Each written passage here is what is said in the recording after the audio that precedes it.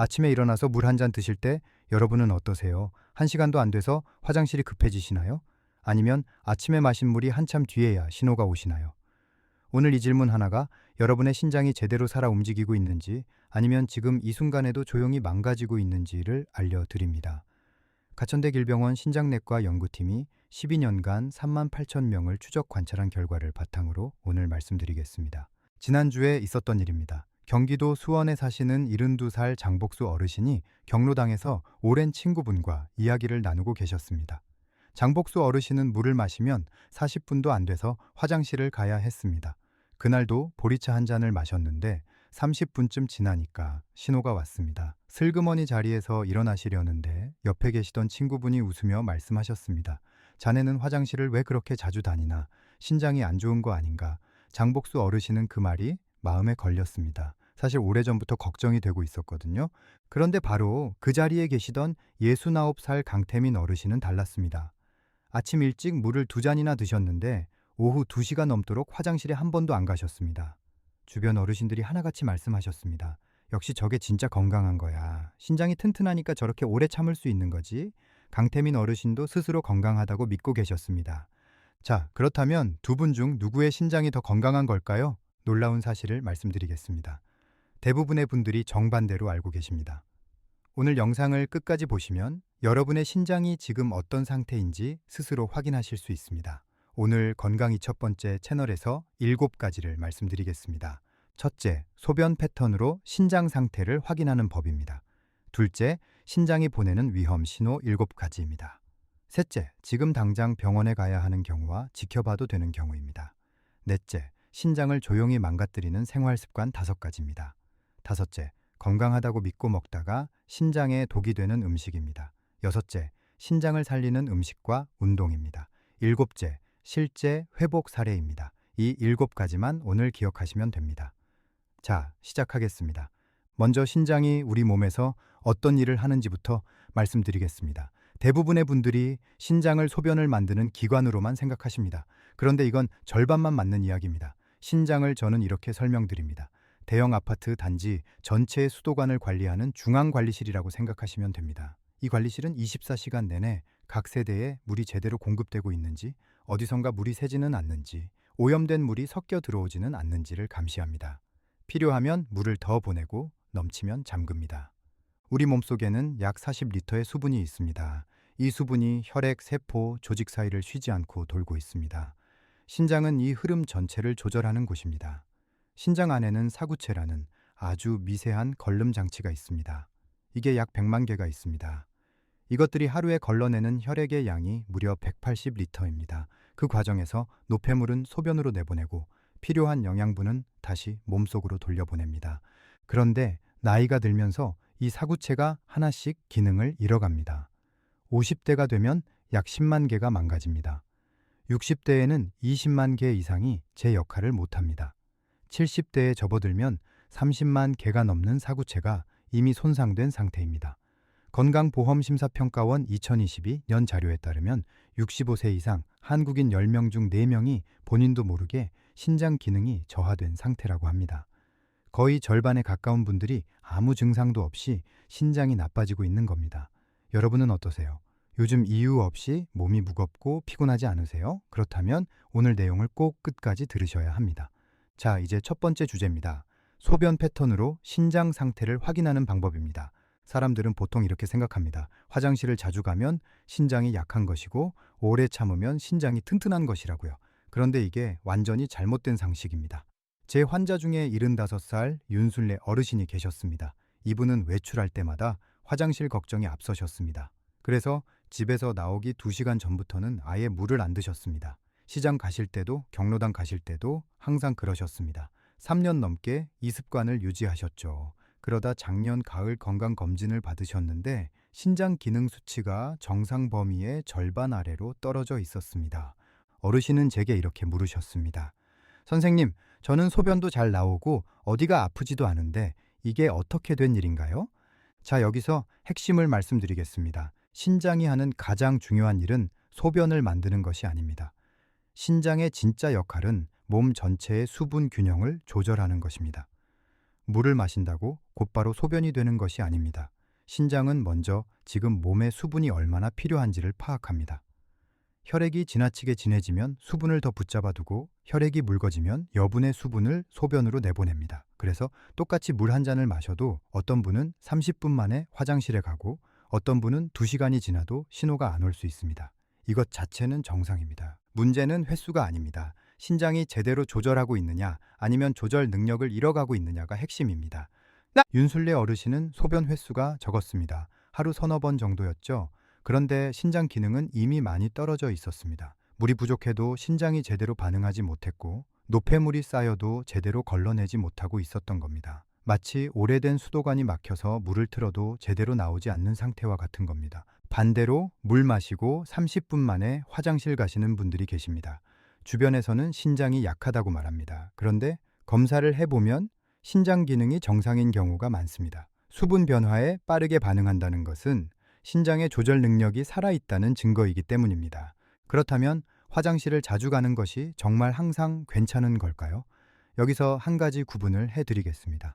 지난달 제 진료실에 오신 71살 류미경 어르신 이야기입니다. 이분은 하루에 8번에서 10번 화장실을 가셨습니다. 주변에서 신장이 안 좋은 거 아니냐는 말을 워낙 많이 들으셔서 걱정이 크셨습니다. 그런데 혈액 검사와 소변 검사 결과는 모두 정상이었습니다. 신장 기능 수치도 정상이었고 단백뇨도 없었습니다. 자주 가는 것이 정상인 경우가 있습니다. 사람마다 방광 용량이 다릅니다. 어떤 분은 150ml만 차도 신호가 옵니다. 이건 병이 아니라 타고난 체질입니다. 또 신장이 수분 변화에 빠르게 반응하는 분들은 물 마시고 30분 안에 화장실에 가실 수 있습니다. 오히려 이건 신장이 활발하게 일하고 있다는 증거입니다. 겨울철이나 에어컨이 있는 실내에서는 땀이 거의 나지 않기 때문에 여름보다 소변을 훨씬 자주 보게 됩니다. 이것도 자연스러운 현상입니다. 류미경 어르신은 신장 반응이 빠르고 방광 용량이 작은 체질이셨던 겁니다. 저는 어르신께 이렇게 말씀드렸습니다. 어르신, 자주 가는 게 문제가 아닙니다. 화장실 자주 간다고 물을 줄이시면 그게 훨씬 더 위험합니다. 그러나 자주 간다고 해도 이런 증상이 함께 나타나면 이야기가 달라집니다. 소변을 볼 때 아랫배가 따끔거리거나 아프다면 방광염을 의심해야 합니다. 소변을 보고 나서도 시원하지 않고 뭔가 남아있는 느낌이 든다면 전립선이나 방광 문제를 확인해야 합니다. 밤에만 유독 자주 일어난다면 신장이나 심장의 기능을 점검해야 합니다. 목이 마르고 물을 많이 마시게 된다면 당뇨 검사가 필요합니다. 자, 여기까지 화장실을 자주 가는 경우에 대해 말씀드렸습니다. 그렇다면 반대로 하루 종일 화장실을 거의 안 가는 분들은 정말 건강한 걸까요? 사실 이쪽이 훨씬 더 위험합니다. 집중해서 들어주세요. 소변을 오래 참는 능력이 건강의 증거라고 생각하시는 분들이 많습니다. 그런데 이건 완전한 오해입니다. 오히려 신장이 조용히 망가지고 있다는 신호일 수 있습니다. 제가 작년에 진료했던 76살 오만수 어르신 이야기를 해드리겠습니다. 이분은 아침 7시에 물을 드시고 오후 2시가 될 때까지 화장실에 한 번도 안 가셨습니다. 무려 7시간입니다. 어르신은 이걸 자랑으로 여기셨습니다. 나는 예전부터 방광이 튼튼했어. 젊을 때도 한 번 참으면 오래 버텼지. 그런데 검사 결과를 보니 사구체 여과율이 정상의 55% 수준까지 떨어져 있었습니다. 어르신은 믿을 수가 없다는 표정이셨습니다. 왜 이런 일이 생겼을까요? 지금부터 신장을 망가뜨리는 습관 5가지를 말씀드리겠습니다. 첫째, 물 섭취를 일부러 줄이는 습관입니다. 오만수 어르신은 10년 전부터 하루에 물을 4~5잔만 드셨습니다. 화장실을 자주 가면 불편하고 남들 눈치도 보인다는 이유였습니다. 특히 외출할 때는 아예 물을 드시지 않았습니다. 그런데 신장이 혈액을 걸러내려면 충분한 수분이 반드시 필요합니다. 물이 부족하면 혈액이 끈적해집니다. 신장은 더 힘을 써서 일해야 하고 그 과정에서 사구체가 손상됩니다. 마치 기름이 부족한 엔진을 계속 돌리면 엔진이 타버리는 것과 같습니다. 신장도 수분이 부족한 상태에서 계속 일하면 서서히 망가집니다. 둘째, 소변을 반복해서 참는 습관입니다. 방광에 소변이 차면 뇌로 신호가 갑니다. 이 신호를 무시하고 계속 참으면 방광벽이 늘어납니다. 처음에는 탄력이 있어서 다시 돌아오지만 몇 년 동안 반복되면 방광이 제대로 수축하지 못하게 됩니다. 더 심각한 문제는 소변이 신장 쪽으로 거꾸로 올라가는 역류 현상입니다. 방광 압력이 높아지면 소변이 신장 방향으로 역류합니다. 이 역류한 소변에는 세균과 노폐물이 섞여 있습니다. 이것이 신장에 닿으면 염증이 생기고 반복되면 신장 조직이 서서히 굳어갑니다. 참는 힘이 좋다고 생각하셨는데 실제로는 신장을 스스로 공격하고 있었던 겁니다. 셋째, 짜게 먹는 습관입니다. 오만수 어르신은 매 끼니마다 국물을 빠짐없이 드셨습니다. 찌개 국물, 라면 국물까지 다 드셨습니다. 소금을 많이 먹으면 혈액 속 나트륨 농도가 올라갑니다. 신장은 이 균형을 맞추려고 수분을 더 붙잡아 둡니다. 그 결과 소변량이 줄어듭니다. 더 큰 문제는 나트륨이 많은 혈액을 계속 걸러내는 과정에서 신장의 미세한 혈관들이 손상된다는 점입니다. 대한신장학회 2020년 연구에 따르면 하루 나트륨 섭취량이 3,500mg을 넘는 사람은 그렇지 않은 사람보다 신장 기능 저하 위험이 2.4배 높아진다고 합니다. 짠 음식은 소변을 줄이는 동시에 신장 혈관을 망가뜨립니다. 넷째, 진통제와 건강보조식품을 습관적으로 드시는 것입니다. 오만수 어르신은 무릎 통증이 있어서 진통제를 일주일에 서너 번씩 7년 가까이 드셨습니다. 거기에 혈액 순환에 좋다는 건강식품도 꾸준히 드셨습니다. 대부분의 진통제는 신장으로 가는 혈류량을 줄입니다. 혈류량이 줄면 신장이 제대로 일을 못합니다. 한두 번이야 괜찮지만 몇 년씩 이어지면 신장에 누적 손상이 옵니다. 건강보조식품도 마찬가지입니다. 성분을 정확히 모르는 고농축 제품이나 해외 직구 제품은 신장에 예상치 못한 부담을 줄 수 있습니다. 식품의약품안전처 발표에 따르면 건강보조식품 관련 신장 이상 보고 건수가 5년 사이에 3배 가까이 늘었습니다. 다섯째, 기저질환 관리를 소홀히 하는 것입니다. 오만수 어르신은 사실 8년 전에 고혈압 진단을 받으셨습니다. 처음에는 약을 잘 드셨지만 몇 년 지나면서 약을 거르기 시작하셨습니다. 혈압이 좀 높아도 아픈 데가 없으니 괜찮다고 생각하셨던 겁니다. 고혈압은 신장에 가장 해로운 적입니다. 신장 안에는 아주 가는 혈관이 거미줄처럼 촘촘하게 있습니다. 혈압이 높으면 이 가는 혈관들이 계속 압력을 받습니다. 10년, 20년 높은 압력이 가해지면 혈관 벽이 두꺼워지고 굳어집니다. 결국 신장으로 흐르는 피가 줄어들면서 기능이 떨어집니다. 오만수 어르신은 물을 줄이고 소변을 참고 짜게 드시고 진통제와 건강식품을 습관적으로 드시고 혈압약도 거르셨습니다. 이 5가지가 수년간 쌓이면서 신장이 서서히 망가졌습니다. 그런데 본인은 전혀 몰랐습니다. 아픈 데도 없었고 소변도 나왔으니까요. 자, 정리하겠습니다. 신장을 망가뜨리는 습관 5가지, 물 줄이는 습관, 소변 참는 습관, 짜게 먹는 습관, 진통제와 건강보조식품 습관적 복용, 고혈압, 당뇨 같은 기저질환 관리 소홀. 이 중에 해당되는 게 있으시면 오늘부터 반드시 바꾸셔야 합니다. 그렇다면 신장이 망가지고 있을 때 몸은 정말 아무 신호도 안 보낼까요? 그렇지 않습니다. 신호는 분명히 있습니다. 단지 우리가 다른 이유로 여기고 넘겨버릴 뿐입니다. 지금부터 말씀드리는 7가지 신호는 반드시 기억하십시오. 병원 가시기 전에 여러분이 직접 확인하실 수 있는 것들입니다. 첫 번째 신호는 소변의 변화입니다. 색깔, 거품, 양을 함께 살펴보셔야 합니다. 정상 소변은 연한 노란색입니다. 물을 충분히 드셨는데도 소변이 진한 갈색이나 홍차빛으로 나온다면 주의하셔야 합니다. 혈액이 섞여 있을 가능성이 있습니다. 이틀 이상 같은 색이 반복된다면 신장염증을 의심해야 합니다. 거품도 중요합니다. 소변 후에 생기는 거품은 자연스러울 수 있습니다. 그런데 5분이 지나도 거품이 사라지지 않고 맥주 거품처럼 빽빽하게 남아있다면 단백뇨를 의심해야 합니다. 단백질이 신장을 통해 소변으로 빠져나가고 있다는 뜻입니다. 양의 변화도 확인하세요. 물을 충분히 드셨는데 소변량이 평소 절반 이하로 줄었다면 신장이 수분을 제대로 처리하지 못하고 있는 겁니다. 두 번째 신호는 부종입니다. 아침에 일어났을 때 눈 아래가 퉁퉁 부어있고 이게 3일 이상 계속된다면 주의해야 합니다. 손가락으로 정강이를 10초 동안 꾹 눌러보세요. 손가락 자국이 10초가 지나도 남아있다면 부종이 심한 상태입니다. 양말 자국이 1시간 넘게 사라지지 않는 것도 같은 신호입니다. 신장이 약해지면 수분과 전해질을 제대로 배출하지 못합니다. 그러면 조직 사이에 물이 고입니다. 중력 때문에 발목과 정강이에 먼저 나타나고 누워있는 밤에는 얼굴 쪽으로 수분이 몰려서 아침에 눈 아래가 붓게 되는 것입니다. 세 번째 신호는 아무리 쉬어도 회복되지 않는 피로입니다. 10시간을 자도 아침에 몸이 무겁고 개운하지 않다면 주의해야 합니다. 낮에 소파에 앉아 있다가 그대로 잠드는 일이 반복된다면 더욱 그렇습니다. 거울을 봤을 때 얼굴이 창백하거나 입술색이 옅어졌다면 빈혈을 의심해야 합니다. 신장은 적혈구 생산을 촉진하는 호르몬을 만듭니다. 신장 기능이 떨어지면 이 호르몬이 줄어들고 적혈구도 감소합니다. 그러면 혈액이 산소를 충분히 운반하지 못합니다. 아무리 쉬어도 피곤한 이유가 여기에 있습니다. 네 번째 신호는 밤에만 유독 잦아지는 화장실 횟수입니다. 낮에는 4~5번 정도인데 밤에만 2~3번 이상 일어나야 한다면 확인이 필요합니다. 잠을 제대로 못 자니 낮에 졸음이 쏟아지고 집중력도 흐려집니다. 건강한 신장은 밤사이에 소변을 최대한 농축해서 수분 손실을 줄입니다.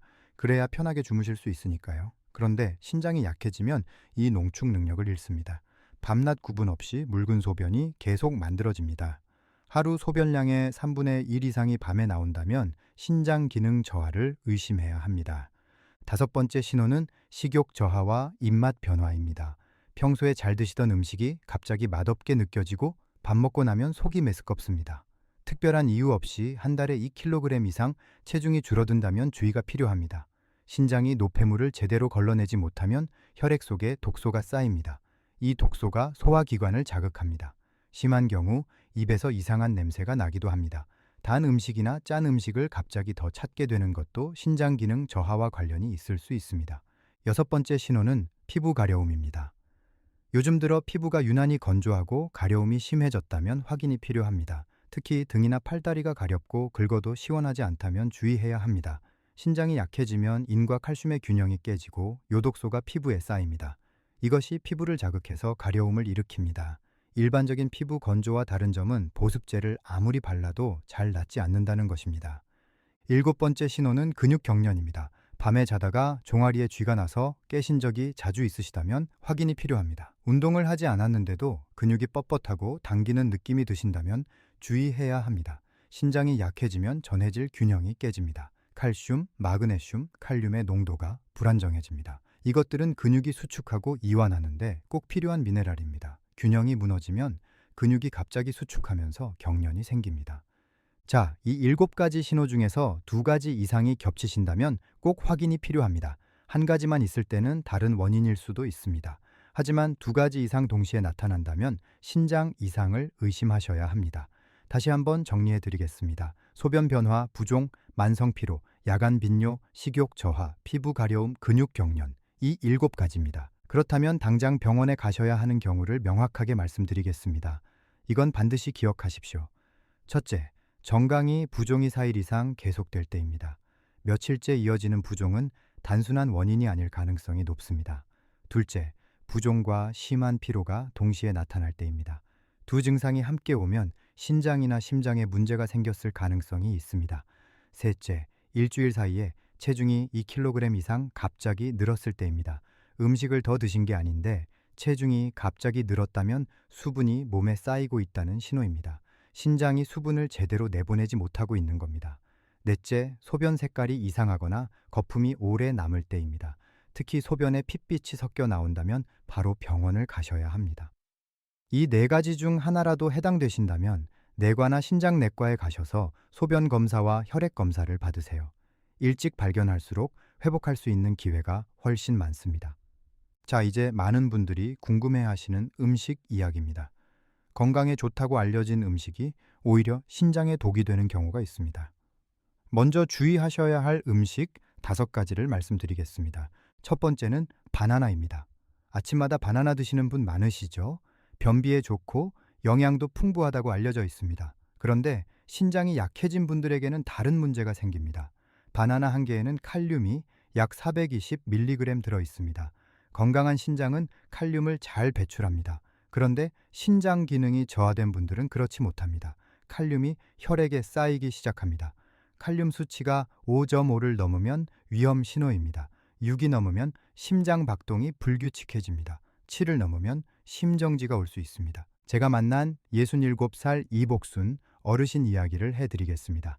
이분은 건강을 위해서 매일 아침 바나나 2개씩을 드셨습니다. 처음에는 변비도 해결되고 기분도 좋아지셨습니다. 그런데 2달쯤 지나서부터 가슴이 두근거리기 시작했습니다. 심장이 빠르게 뛰다가 갑자기 느려지는 것 같고 어지럽고 숨이 찼습니다. 가족들이 급히 응급실로 모시고 갔습니다.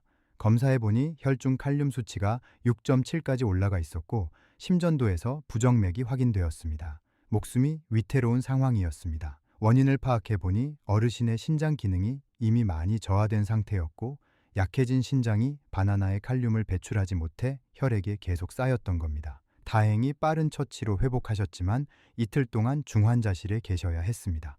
건강하려고 드셨던 바나나가 그렇게 위험한 상황을 만들 줄은 꿈에도 몰랐다고 하셨습니다. 두 번째는 오렌지와 오렌지 주스입니다. 비타민C가 풍부해서 건강에 좋다고 알려져 있습니다. 그런데 오렌지도 칼륨이 상당히 많습니다. 오렌지 한 개에 칼륨이 240mg 정도 들어 있습니다. 문제는 오렌지 주스입니다. 한 잔을 짜내려면 오렌지 서너 개가 필요합니다. 그러면 칼륨을 한꺼번에 900mg 이상 섭취하게 됩니다. 시판 오렌지 주스는 농축액을 쓰는 경우가 많아서 칼륨 함량이 더 높습니다. 건강을 위해 마시는 주스 한 잔이 오렌지 4~5개를 한꺼번에 먹는 것과 같은 셈입니다. 세 번째는 감자입니다. 감자는 우리 어르신들이 정말 좋아하시는 음식입니다. 감자볶음, 감자조림, 감자탕. 그런데 감자는 칼륨 함량이 매우 높습니다. 중간 크기 감자 하나에 칼륨이 600mg 이상 들어 있습니다. 바나나보다 많습니다. 감자탕 한 그릇에는 감자가 2~3개 들어갑니다. 그러면 칼륨을 한 끼에 1200mg에서 1800mg까지 드시는 겁니다. 특히 위험한 것은 감자를 삶은 국물입니다. 감자를 삶으면 칼륨이 국물로 녹아 나옵니다. 국물을 드시면 칼륨을 더 많이 섭취하게 됩니다. 네 번째는 시금치입니다. 철분이 풍부해서 빈혈에 좋다고 알려진 채소입니다. 어르신들께도 자주 권해지는 식품입니다. 그런데 시금치에는 칼륨뿐 아니라 옥살산도 들어 있습니다. 옥살산은 칼슘과 결합해서 신장 결석을 만들 수 있습니다. 시금치 100g에 칼륨이 550mg, 옥살산이 970mg 들어 있습니다. 신장이 약해진 분이 시금치를 자주 드시면 칼륨도 쌓이고 결석 위험도 동시에 높아집니다. 다섯 번째는 가공육과 젓갈입니다. 햄, 소시지, 베이컨 같은 가공육에는 나트륨과 인산염이 많습니다. 인산염은 식품의 색깔과 질감을 유지하는 첨가물인데 신장이 약해진 분에게는 독이 됩니다. 신장이 인을 제대로 배출하지 못하면 칼슘을 뼈에서 끌어다 씁니다. 결국 골다공증으로 이어질 수 있습니다. 젓갈류도 마찬가지입니다. 새우젓 한 숟가락에 나트륨이 1000mg 이상입니다. 하루 권장량의 절반에 가깝습니다. 자, 신장에 조심해야 할 음식 5가지를 정리하겠습니다. 바나나, 오렌지 주스, 감자, 시금치, 가공육과 젓갈입니다. 이 음식들은 건강한 분들에게는 좋은 음식입니다. 하지만 신장 기능이 저하된 분들에게는 오히려 해가 될 수 있습니다. 그렇다면 신장에 도움이 되는 음식은 뭘까요? 5가지를 말씀드리겠습니다. 첫 번째는 사과입니다. 사과는 칼륨이 적으면서 몸에 이로운 성분이 풍부합니다. 중간 크기 사과 한 개에 칼륨이 약 150mg입니다. 바나나의 3분의 1 수준입니다. 사과에는 펙틴이라는 식이섬유가 풍부합니다. 펙틴은 장에서 콜레스테롤과 독소를 흡착해서 밖으로 내보냅니다. 신장이 해야 할 일을 조금 덜어주는 역할을 합니다. 또한 사과에는 퀘르세틴이라는 항산화 성분이 있습니다. 이 성분이 신장 세포를 보호하고 염증을 줄입니다. 하루에 사과 한 개를 껍질째 드시면 좋습니다. 껍질에 퀘르세틴이 더 많이 들어 있습니다. 두 번째는 양배추입니다.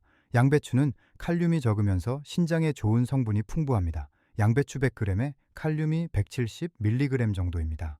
양배추에는 비타민C와 비타민K가 풍부하고 글루코시놀레이트라는 성분이 몸속 독소를 분해하는 데 도움을 줍니다. 신장이 해야 할 해독 작업을 함께 도와주는 셈입니다. 살짝 데쳐서 드시면 소화도 더 잘 됩니다. 하루에 양배추 2~3장 정도가 적당합니다. 세 번째는 블루베리입니다. 블루베리는 칼륨이 적으면서 항산화 효과가 뛰어납니다. 블루베리 100g에 칼륨이 약 80mg입니다. 블루베리의 짙은 보라색은 안토시아닌이라는 성분 때문입니다. 안토시아닌은 활성산소를 제거합니다.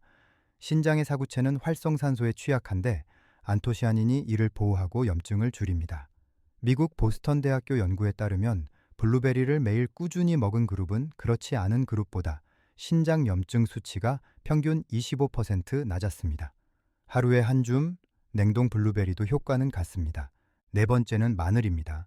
마늘에는 알리신이라는 성분이 있습니다. 알리신은 한겸 작용을 하고 혈압을 낮추는 데 도움을 줍니다. 고혈압은 신장의 가장 큰 적입니다. 마늘이 혈압을 낮추면 신장 혈관에 가해지는 압력도 줄어들어 신장 보호 효과가 있습니다.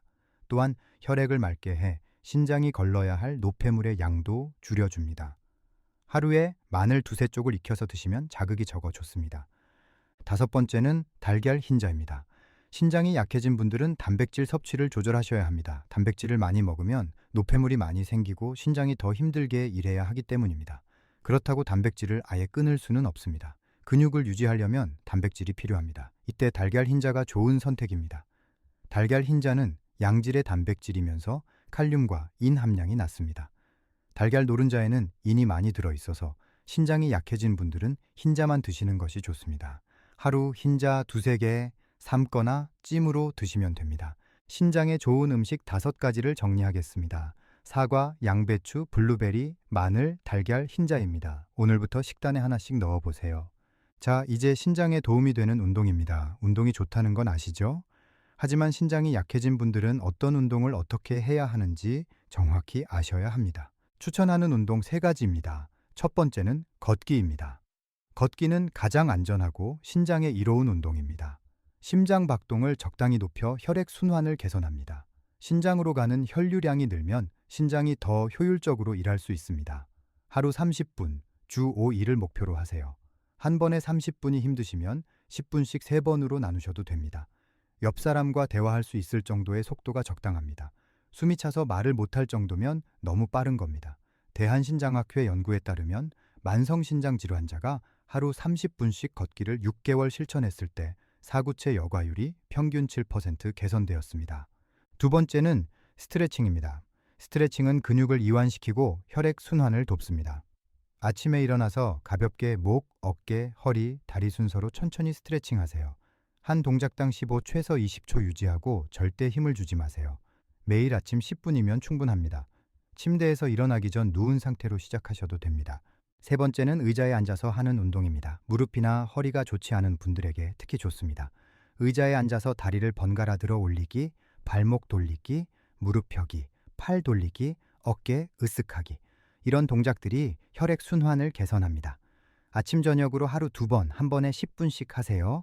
텔레비전 보시면서 하셔도 됩니다. 반대로 피하셔야 할 운동이 있습니다. 달리기나 줄넘기 같은 격렬한 유산소 운동은 심장에 급격한 부담을 주어 신장에도 영향을 미칩니다. 무거운 웨이트 운동도 피하세요. 무거운 것을 들면 혈압이 급격히 올라갑니다. 단시간에 전력을 쏟는 고강도 운동도 어르신들에게는 맞지 않습니다. 부드럽게, 천천히, 꾸준히 이 3가지가 신장을 위한 운동의 핵심입니다. 이제 오늘 당장 시작하실 수 있는 신장 보호 생활 습관 3가지를 말씀드리겠습니다. 첫 번째는 물을 나눠서 마시는 습관입니다. 아침에 일어나서 한 잔, 오전 중에 한 잔, 점심 전에 한 잔, 오후에 한 잔, 저녁 식사 전에 한 잔, 이렇게 나눠 마시면 하루 6잔에서 8잔이 됩니다. 한꺼번에 많이 마시면 방광만 부담스럽고 금방 소변으로 나갑니다. 조금씩 자주 드셔야 혈액이 맑은 상태를 유지합니다. 차가운 물이 부담스러우시면 미지근한 물이나 보리차, 옥수수차를 드세요. 커피는 하루 2잔을 넘기지 마시고 잠들기 2시간 전에는 수분 섭취를 줄이시면 밤에 화장실 가는 횟수를 줄이는 데 도움이 됩니다. 두 번째는 소변 신호가 오면 미루지 않는 습관입니다. 바쁘더라도 외출 중이더라도 신호가 오면 5분 안에 해결하세요. 조금만 더 참자는 생각이 습관이 되면 방광이 늘어나고 신장의 압력이 가해집니다. 특히 밤에 신호가 왔을 때 아침까지 참으려고 다시 눕는 분들이 많습니다. 이게 반복되면 신장이 밤낮 없이 압박을 받습니다.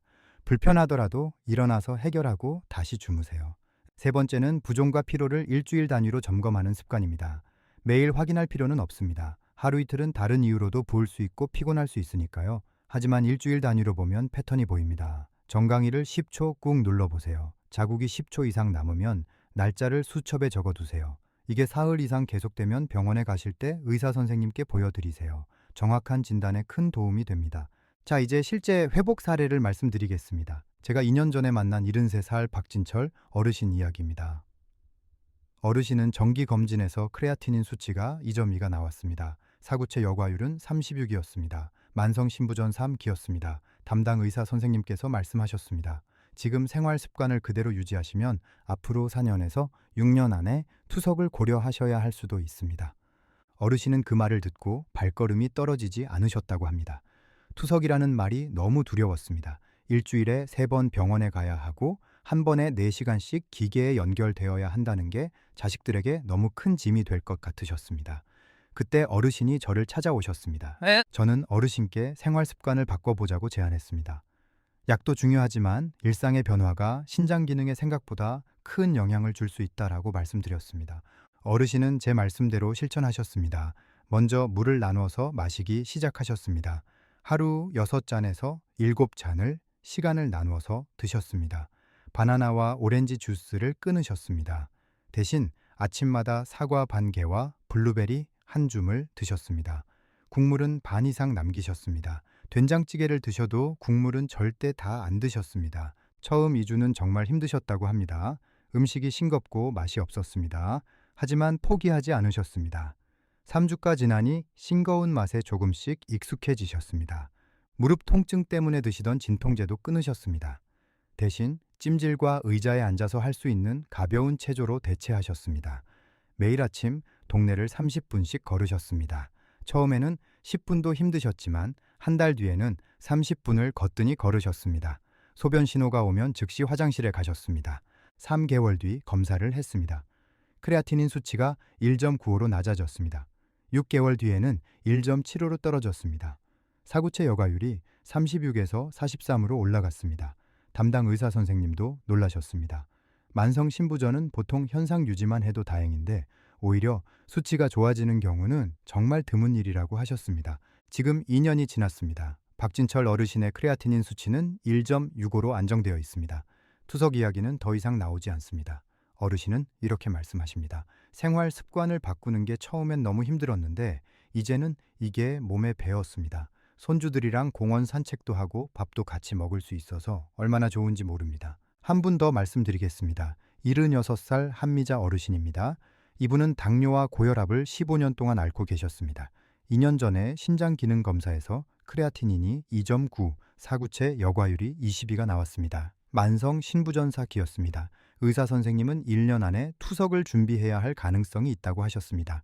어르신은 눈앞이 캄캄하셨습니다. 평생 약 먹으며 버텨왔는데 이제 투석까지 해야 하다니 아들, 딸에게 짐이 되는 것이 가장 두려웠습니다. 저는 어르신께 말씀드렸습니다. 완전한 회복은 장담할 수 없지만 지금 상태를 유지하거나 조금이라도 개선할 수 있다고, 투석을 늦출 수 있는 가능성이 있다고 말씀드렸습니다. 어르신은 정말 열심히 실천하셨습니다. 바나나, 오렌지, 감자, 시금치를 완전히 끊으셨습니다. 대신 사과, 양배추, 블루베리, 마늘을 매일 드셨습니다. 국물은 거의 안 드셨습니다. 찌개 대신 나물 반찬 위주로 식단을 완전히 바꾸셨습니다. 처음 한 달은 정말 힘드셨지만 2달이 지나니 익숙해지셨습니다. 무릎이 안 좋으셔서 걷기가 힘드셨습니다. 대신 하루 2번 의자에 앉아서 다리 들기, 발목 돌리기, 팔 돌리기를 각 10분씩 하셨습니다. 물은 하루 6잔을 나눠 드셨고 커피는 완전히 끊으셨습니다.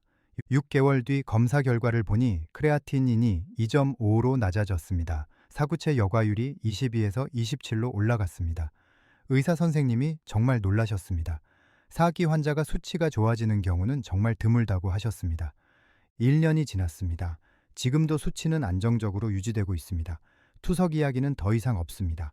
어르신은 이렇게 말씀하십니다. 투석 안 하고 이렇게 살 수 있다는 게 꿈만 같습니다.